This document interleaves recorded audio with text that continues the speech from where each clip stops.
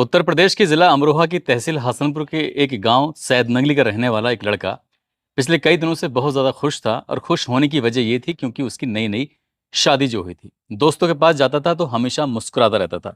दोस्तों ने एक दिन जिद पकड़ ली और कहा कि आज तो एक होटल में चलते हैं खाना खाने के लिए। जब तक तुम पार्टी नहीं दोगे तब तक हम तुम्हारा साथ नहीं छोड़ेंगे, पीछा नहीं छोड़ेंगे।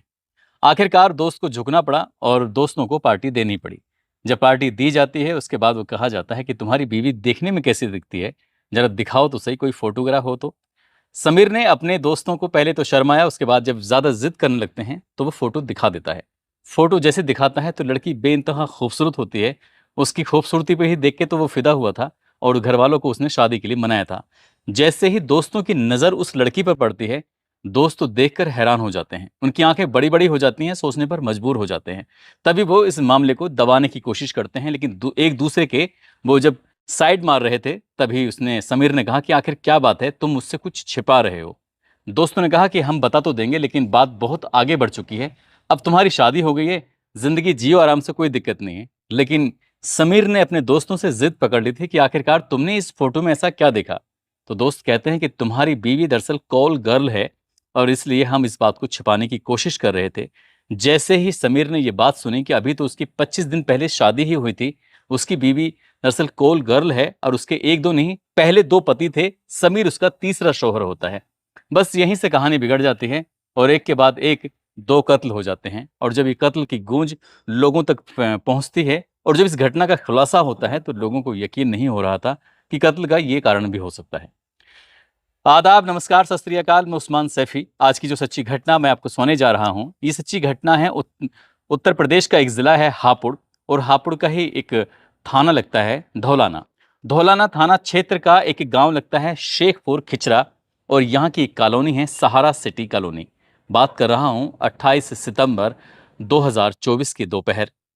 एक निर्माणाधीन कॉलोनी है, इसका नाम सहारा सिटी कॉलोनी है। उस कॉलोनी से लगातार दुर्गंध आ रही थी, आसपास के लोगों का जीना मुहाल हो रहा था, परेशान हो रहे थे। अभी कुछ मकान बन रहे हैं और कुछ मकान बन के तैयार हो चुके हैं। तभी लोगों की नजर पहुंचती है एक बंद मकान पर। 60 गज का वो मकान होता है, उस पर कई दिनों से ताला लगा हुआ था। आसपास के लोग आपस में चर्चा करते हैं। इसी बीच में किसी ने 112 नंबर पर पुलिस को फोन कर दिया। जैसे पुलिस को सूचना मिलती है उसके बाद पुलिस मौके पर आती है और उच्च अधिकारियों को इस बात की सूचना दी जाती है कि घर में ताला लगा हुआ है और साथ ही यहाँ से बहुत ज़्यादा दुर्गंध आ रही है। इस खबर को सुनने के बाद एएसपी विनीत भटनागर, सीओ सुनीता चौहान, साथ ही जो एसएचओ धौलाना होते हैं देवेंद्र बिष्ट, वो भारी पुलिस बल के साथ मौके पर पहुंच जाते हैं। मौके पर आने के बाद उस घर का दरवाज़ा खुलवाया जाता है और जैसे ही दरवाज़ा खुलता है तो घर के अंदर जो दुर्गंध थी वो बहुत ज़्यादा, बहुत बुरी तादाद में जब बाहर निकलती है तो लोग एकदम से बाहर निकल आते हैं। उसके बाद फॉरेंसिक टीम, डॉग स्क्वाड, उनको बुलवाया जाता है और साफ अंदाजा लग गया था कि घर में कुछ ना कुछ ऐसा अप्रिय जरूर हुआ है। अब एक कमरा खोला जाता है तो पता चलता है कि 60 साल की एक महिला होती है जिसका नाम कौसर जहां होता है। साथ ही दूसरा कमरा देखा जाता है तो फर्श पर उसी की बेटी होती है जिसका नाम खुशबू होता है। दरअसल खुशबू की लाश भी पड़ी हुई थी जिसके हाथ पैर बिल्कुल बंधे हुए थे। ऐसे ही माँ के भी हाथ पैर बंधे हुए थे। घर का बाहर से ताला लगा हुआ था। अब पुलिस के लिए सबसे बड़ी चुनौती थी कि आखिरकार इनकी हत्या किसने की है, क्यों की है। पुलिस ने जब इनका इतिहास खंगालने की कोशिश की तो पता चलता है कि ये हापुड़ का ही एक थाना हाफिजपुर लगता है और हाफिजपुर थाना क्षेत्र का एक गांव है हृदयपुर। दरअसल ये महिला अब से 4 साल पहले अपने गांव से छोड़कर ये धौलाने के शेखपुर खिचरा में आ गई थी। यहाँ इसका बेटा रह जाता है, एक और बेटी होती है, उसकी मुजफ्फरनगर में शादी कर दी जाती है। अब माँ बेटी की लाश पड़ी हुई थी। बेटी को जैसी सूचना दी जाती है, रोशन सूचना पाकर मौके पर आ जाता है और आने के बाद आखिरकार वो भी जानना चाहता था कि उसकी माँ का कत्ल किसने किया है और क्यों किया है। साथ ही पुलिस भी जानना चाहती थी। साथ ही आसपास के इलाके के लोग भी ये जानना चाहते थे कि छोटे से मकान, ये लगभग 60 गज का वो मकान है, बहुत ही अच्छा बना हुआ मकान जिसकी कीमत लगभग 20 लाख रुपए से ज़्यादा बताई जाती है। माँ और बेटी, इनको मारा किसने है। अब इन सवालों के जवाब जब जानने की कोशिश कर रहे थे तब रोशन से पुलिस ने पूछा कि तुम कहाँ रहते हो, तुम अलग क्यों रहते हो। इस तरह के जब सवाल जवाब किए जाते हैं तब उसने बताया कि लगभग 30 साल पहले उसके जो वालिद साहब यानी कि पिता होते हैं, उनके पिता की मौत हो जाती है, अचानक ही मौत हो जाती है। उस वक्त ये भाई और बहन होते हैं। इसकी माँ कौसर जहां ने लगभग 4 साल के बाद दूसरा निकाह कर लिया था मेरठ के रहने वाले एक व्यक्ति से, लेकिन 6 महीने तक तो सब कुछ ठीक-ठाक निपटा रहा, लेकिन कौसर जहाँ को ऐसा लगता है कि शायद यहाँ ज़्यादा दिन इसकी बात बन नहीं पाएगी, इसलिए वो वापस अपने गाँव आ जाती है और गाँव जब आती है तो वो प्रेग्नेंट हो जाती है। यानी कि 2 बच्चे तो उसके पहले पति से थे ही, लेकिन 1 बच्चा उसके पेट में पल रहा था और वो एक लड़की होती है, लड़की जन्म लेती है जिसका नाम खुशबू उर्फ़ शहज़ादी रखा जाता है। वही खुशबू उर्फ़ शहज़ादी जिसके किसी ने हाथ-पैर बाँधकर उसकी गला दबाकर हत्या कर दी थी। आखिरकार किसने हत्या की है? क्यों की है? पुलिस इन्हीं सवालों के जवाब तलाश कर रही थी। फिर बताया जाता है कि आखिरकार आसपास के लोगों से पूछताछ की जाती है। पूछताछ के दौरान पुलिस को पता चलता है कि घर के बाहर बिना नंबर प्लेट की एक स्प्लेंडर बाइक खड़ी हुई है। वो बाइक किसकी है? तो गांव वाले कहते हैं माँ बेटी की होगी, इसके अलावा हमें तो कोई जानकारी है नहीं। पुलिस ने चेजिस नंबर के आधार पर आखिरकार उस बाइक का पता खोजने की कोशिश की कि ये किसके नाम है और कहाँ की ये बाइक है। तो पता चलता है कि गाजियाबाद का एक गाँव लगता है नाहल, और वहाँ की रहने वाली गुलफशा नाम की एक महिला के नाम ये बाइक होती है। अब पुलिस की टीम, क्योंकि अभी इस घटनाक्रम के खुलासे के लिए 3 टीम बनाई जाती हैं। एक टीम को भेजा जाता है गाज़ियाबाद के नाहल गाँव, और जब वहाँ जाके पता किया जाता है कि यहाँ गुलफ़शा नाम की कोई महिला रहती है, तो एक व्यक्ति आता है, कहता है कि कुछ साल पहले गुलफ़शा नाम की एक महिला से उसकी शादी हुई थी। अब उसका उससे तलाक हो चुका है, अब वो हमारे साथ नहीं रहती है।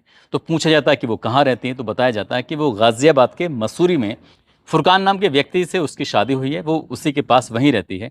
कुछ आता-पता लिया जाता है, पुलिस की टीम अब गाज़ियाबाद के मसूरी पहुँचती है, आखिरकार गुलफ़शा मिल जाती है। गुलफ़शा के साथ उसका शौहर यानी कि फुरकान भी मिल जाता है। अब सवाल-जवाब शुरू होते हैं, जब सवाल-जवाब शुरू होते हैं तो कुछ ही देर में वो टूट जाते हैं। अब वो एक नाम लेते हैं, नाम होता है समीर का। समीर का जब नाम लिया जाता है तो पता चलता है कि समीर उत्तर प्रदेश के ज़िला अमरोहा की तहसील हसनपुर का एक गाँव सैद नंगली लगता है, वहाँ का वो रहने वाला होता है। पुलिस ने आखिरकार कड़ी मशक्कत के बाद उसको भी हिरासत में ले लिया और हिरासत में लेने के बाद उससे पूछताछ करनी शुरू की। शुरुआत में वो इधर-उधर की बातें बता रहा था, लेकिन पुलिस ने जब सख्ती से उससे पूछताछ की, तब उसने सच उगलना शुरू कर दिया। उसने बताया कि कुछ महीने पुरानी बात है, एक बार एक फंक्शन में शहज़ादी से उसकी मुलाकात होती है। जैसे शहज़ादी को देखता है, देखते ही उसे प्यार हो जाता है, उससे इश्क हो जाता है। उससे इश्क होने के बाद वो फ़ोन पर बातचीत किया करता था और उन दोनों ने फैसला लिया कि क्यों ना हम दोनों शादी कर लें। जब बात शादी की आती है तो समीर ने अपने परिवार, अपने माँ, अपने भाई, अपने पिता, इन सबको बताया कि मुझे एक लड़की से मोहब्बत हो गई जिसका नाम खुशबू उर्फ़ शहज़ादी है, जो कि धौलाना के एक खिचरा गाँव लगता है, वहाँ की रहने वाली है। मैं उससे शादी करना चाहता हूँ। परिवार के लोग तैयार हो जाते हैं। घर वालों की रज़ामंदगी के बाद और शादी हो जाती है धूम-धाम से, सब कुछ ठीक-ठाक चल रहा था। वो अपनी बीवी को लेकर बहुत ज़्यादा खुश था। खुश इसलिए था क्योंकि उसकी बीवी वाक़ई बहुत ज़्यादा खूबसूरत थी और खूबसूरती होने की वजह से ही वो कुछ वक़्त के बाद उसे पता चलता है कि इसके 2 शौहर पहले भी थे। एक शौहर उसका उत्तर प्रदेश के बुलंदशहर का एक जगह लगती है गुलावटी, वहाँ का रहने वाला होता है। उससे तलाक हो जाता है खुशबू उर्फ़ शहज़ादी का। उसके बाद इसकी शादी होती है अतरौली, जो कि अलीगढ़ में लगता है। दूसरी शादी एक साजिद नाम के लड़के से होती है। उससे भी तलाक हो जाता है और तलाक के बाद वो अपने घर पे रह रही थी। समीर ने ये तो बात बर्दाश्त कर ली कि इसके 2 पहले पति थे, वो छोड़ देता है। लेकिन इसी बीच में उसके दोस्त उससे ज़िद पकड़ लेते हैं कि पार्टी चाहिए, और जब पार्टी वो देने के लिए होटल में जाता है, दोस्त उससे ज़िद कर बैठते हैं कि फ़ोटो दिखाओ, कैसी दिखती हैं भाभी? फ़ोटो दिखाया जाता है तो पता चलता है कि वो तो कॉल गर्ल है। उसके पास हर रात कोई ना कोई गैर मर्द आता है, उसके साथ रात बिताता है। जब ये बात समीर को पता चलती है तो समीर के पैर तले ज़मीन खिसक जाती है और वो सोचने पर मजबूर हो जाता है कि आखिरकार करूँ तो क्या करूँ? सीधा अपनी सास के पास, कौसर के पास आता है, साथ ही अपनी बीवी खुशबू के पास जाता है और जाने के बाद उनसे कहता है कि जो भी तुम्हारी पूर्व ज़िंदगी में हुआ है, उसको भूल जाओ। एक नई ज़िंदगी नए सिरे से शुरू करते हैं। और जो तुम ये काम करती हो, किसी की कॉल पर कहीं भी चली जाती हो या किसी को भी अपने घर पे बुला लेती हो, इस तरह से इन्हें बुलाना बंद कर दो।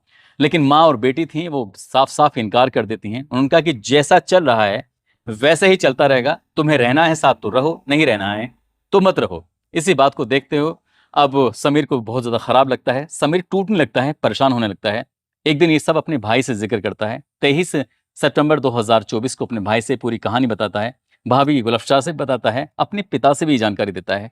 तभी इन चारों ने मिलकर एक प्लान बनाया, क्यों ना इन्हें ख़त्म कर दें, क्यों ना इन्हें मार दें, क्योंकि ये लगातार नई शादी करती रहेंगी और इसी तरह से पैसे कमाती रहेंगी और ये मतलब कुल मिला के जो भी कुछ है जो गलत हो रहा है, इसको यहीं रोक देते हैं।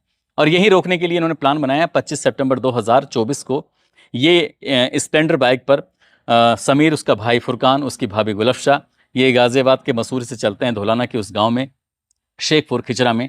रात में आते हैं, खाना खाते हैं, खाना खाने के बाद जब रात के 11 बज जाते हैं, तो इसी बीच में खाना खाने के बाद वो पहले तो इससे खुशबू के शरीर को बांध देते हैं, मौका पाते ही जब वो सो जाती है, उसके बाद उसकी माँ को भी बांध देते हैं और मौका पाते ही गला दबाकर उनकी हत्या कर देते हैं। हत्या हो जाती है, वो मर जाते हैं, इत्मीनान हो जाता है। उसके बाद यहाँ से जब जाने लगते हैं तो बहुत जल्दबाजी कर रहे थे और जल्दबाजी के बीच चक्कर में जो स्प्लेंडर की चाबी होती है, वो चाबी कहीं गुम हो जाती है। उसको ढूँढने का काफ़ी प्रयास किया जाता है, लेकिन वो चाबी मिलती नहीं है, इसलिए वो बिना बाइक के, हालाँकि घर में एक बाइक और खड़ी हुई थी, उसमें चाबी लगी हुई थी, टीवीएस बाइक, उसको लेके तो वो भाग जाते हैं, अपनी स्प्लेंडर छोड़ जाते हैं और पुलिस को वो लावारिस स्प्लेंडर के मामले से ही गुलफशा का पता चलता है, उसके बाद फुरकान का पता चलता है, उसके बाद समीर का पता चलता है और समीर ये बताता है कि उसकी बीवी कॉल गर्ल थी और वो हर रात एक नए मर्द के साथ रात गुजारती थी, इसलिए उसने हमेशा-हमेशा के लिए उसे मौत की नींद सुला दिया। पुलिस ने इन्हें गिरफ्तार किया, गिरफ्तार करने के बाद इनको जेल भेजा है और जब इस घटनाक्रम का खुलासा किया था तो लोगों को यकीन नहीं हो रहा था। दोस्तों, झूठ की बुनियाद पर रखे गए रिश्ते कभी कामयाब नहीं होते। इस कहानी से यही हमें सीख मिलती है। जिस तरह से खुशबू के पहली बात तो 2 शौहर इनको तलाक दे चुकी थी, तीसरे शौहर से शादी करती है और शायद पैसे कमाने के लिए वो इस तरह से माँ और बेटी ने गलत तरीके से धंधा अपनाया हुआ था। ऐसे आस-पास के लोग भी कहते हैं कि अनजान लोगों के घर पे आना-जाना लगातार चलता रहता था। जाते-जाते बिहार के रहने वाले हैं इशरा, आज इनका जन्मदिन है। इनको जन्मदिन की ढेरों सारी शुभकामनाएँ, बहुत-बहुत मुबारकबाद। साथ ही कुछ लोगों ने नाम लेने की अपील की है, जिसमें जैनब खातून हैं, यादराम शर्मा, जय सिंह दत्त वाराणसी से, अंकित त्यागी मोदीनगर से, मनीषा राजपूत, फरहान खान सूरत से, मुश्ताक अंसारी बिहार से, सुल्तानपुर से राजकुमार यादव, मुजफ्फरनगर से विनीत रॉय, सबूल खान, रहीमुद्दीन सैफी उत्तर प्रदेश से, मोहम्मद सलमान मथुरा से, बाराबंकी से मोहम्मद अफजल अंसारी, साहिल सुल्तान मिर्ज़ा, हाशिम दीन जम्मू से, प्रीतम सिंह पंजाब से, संदीप कुमार हिमाचल से, आलोक रंजन नंदा पटना से, राहुल कुमार, इन लोगों ने नाम लेने की अपील की थी। आप सब लोग अपना ख्याल रखें, सुरक्षित रहें। जय हिंद, जय भारत।